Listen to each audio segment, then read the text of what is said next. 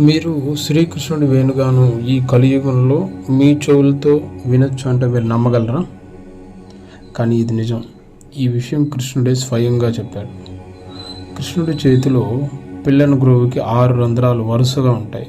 ఇంకొక రంధ్రం పైన ఉంటుంది, అంటే మొత్తం 7. అది మన శరీరంలో 7 చక్రాలకి సూచిక.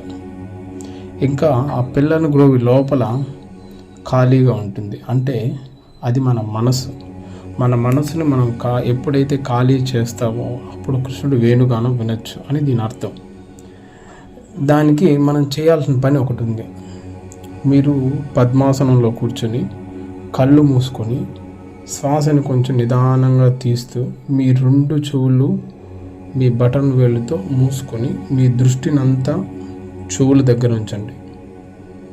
అప్పుడు వినడం ప్రారంభించండి. మీకు మొదట్లో సముద్రంలో అలల శబ్దం వినిపిస్తుంది.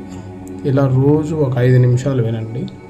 ఒక 15 రోజుల తర్వాత మీకు నిదానంగా గంట శబ్దాలు వినిపించడం మొదలవుతుంది.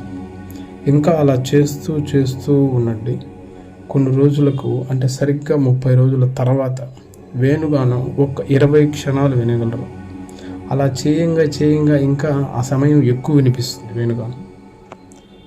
ఇలా వినడం వల్ల ఉపయోగం ఏంటంటే, మీరు అది వినేటప్పుడు పొందే ఆనందాన్ని కళ్ళు తెరిచాక ఈ ప్రపంచంలో ఎక్కడా పొందలేరు.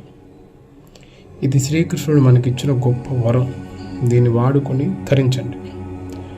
దీన్ని ప్రయత్నించి మీ అనుభవాలు కామెంట్లో చెప్పండి. ఇలాంటి వీడియోస్ కోసం ఛానల్ సబ్స్క్రైబ్ చేసుకోండి. ఓం శ్రీ సుబ్రహ్మణ్యాయ నమః.